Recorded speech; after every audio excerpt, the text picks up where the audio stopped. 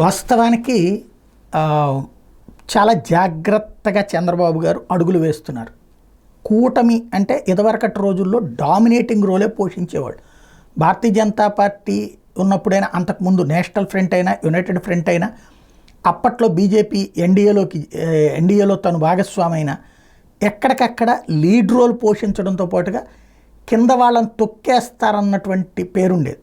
Bharatiya Janata party ఆ తర్వాత కాలంలో తను తొక్కివేస్తుందన్నటువంటి ఫీల్ ఉన్న తెలుగుదేశం పార్టీ మాత్రం భారతీయ జనతా పార్టీని తొక్కేయగలిగింది 1999లో కానీ 2004లో కానీ, అంటే 99లో పొత్తు పెట్టుకుని ఇట్లాంటిది అంటే డామినేటింగ్ రోల్ తెలుగుదేశం పార్టీదే వహిస్తూ వచ్చింది.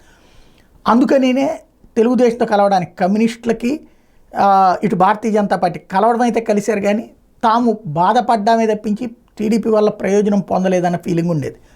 కానీ ఇటు పవన్ కళ్యాణ్ జాగ్రత్తగానే అడుగులు వేస్తున్నారు, అటు చంద్రబాబు జాగ్రత్తగానే అడుగులు వేస్తున్నారు.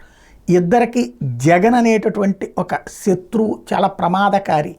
జగన్ని తట్టుకోవాలంటే ఖచ్చితంగా పవన్ అవసరం తనకి ఉంది, తెలుగుదేశానికి తోడు పవన్ కళ్యాణ్ అవసరం తప్పనిసరి అన్నది చంద్రబాబు భావిస్తున్నారు. అలాగే జగన్ని ఒంటరిగా ఎదుర్కోవడం కష్టం కాబట్టి తెలుగుదేశంతో కలిసి వెళ్ళి జగన్ని రాజకీయంగా సమాధి చేస్తే ఆ తర్వాత ఆ ప్లేస్ ఆక్యుపై చేసుకోవచ్చు, కానీ ఈలోపు తెలుగుదేశంతో వదులుకోకూడదు. అలాగే తనల్ని నమ్ముకున్న వాళ్ళందరికీ పదవులు అలాగే సంపాదన ఉండేటట్టు చూసి పెడితే వాళ్ళు వెల్ సెటిల్ అయితే రేపు పొద్దున సరైనటువంటి స్థితిలో తన వాళ్ళు ఉంటారన్నది పవన్ కళ్యాణ్ ఆలోచన.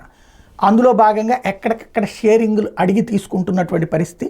మొన్న నామినేటెడ్ పదవులు ఫస్ట్ సారి వచ్చినప్పుడు రెండో వస్తే రెండోసారి 10 దాకా వెళ్ళి కూర్చుని మరి తనకు కావాల్సింది అడిగి ఇప్పించుకున్నారు. అలాగే ఏదైతే ఇప్పుడు ఎమ్మెల్సీ వచ్చినప్పుడు అవకాశం వచ్చినప్పుడు తను మండల్లో తనకి ప్రాతినిధ్యం కావాలంటూ తన వాళ్ళకి ఇప్పించుకున్నారు. ఇప్పుడు ఎంపీ సీటు కూడా రాజ్యసభ సీట్లో తనకు కావాలని ఆశించారు. అయితే అటు బీజేపీ పెద్దలను ఒప్పించే ప్రయత్నం చేశారు, కానీ వాళ్ళు కృష్ణయ్య తమకి తరపున తురుపు మొక్కగా వాళ్ళు డిసైడ్ అయ్యారు. ఆల్రెడీ వాళ్ళు చెప్తేనే కృష్ణయ్య రాజీనామా కూడా చేశారు కాబట్టి వాళ్ళు వెనక్కి తగ్గలేదు. ఇటు చంద్రబాబు గారు ఆల్రెడీ సానా సతీష్కి లోకేష్ సన్నిహితుడు అన్నటువంటిది మొన్న ఆంధ్రజ్యోతిని రాసిన కథనం ప్రకారం కాబట్టి అతనికి వదులుకోదలుచుకోలేదు. ఈ నేపథ్యంలో అందులో జాతీయ స్థాయిలో అనేక అంశాల్లో పట్టున్నటువంటి వాడు, పలుకుబడి ఉన్నటువంటి వాడు కాబట్టి అతన్ని వదులుకోదలుచుకోలేదు. ఈ పరిణామాల మధ్యన తను సానా సతీష్కి కంటిన్యూ చేసుకొచ్చారు. బేదమస్తారావుకి ఆల్రెడీ ముందే చెప్పినటువంటి ఇది. ఇక అలాగని పవన్ కళ్యాణ్తో విభేదించదలుచుకోలేదు. పవన్ కళ్యాణ్ కోరిక నాగబాబు గారిని ఉన్నత స్థితికి తీసుకెళ్ళడం, అది ఇవాళ అందుకని నిన్న ఆ లిస్టులోనే నాగబాబు గారిని మంత్రివర్గంలో తీసుకోబోతున్నాం అని ప్రకటన కూడా చేసేసి త్వరలో మంత్రివర్గంలోకి తీసుకుంటారు. అంటే ఇక్కడ చంద్రబాబు గారు చాలా బాధ్యతాయుతంగా కూటమి ధర్మాన్ని కాపాడుతూ సేమ్ టైం కూటమికి సంబంధించినటువంటి దాంట్లో పవన్ కళ్యాణ్ వదులుకోవట్లేదన్న సంకేతం ఇవ్వడమే ఈ పాయింట్లో కీలకం.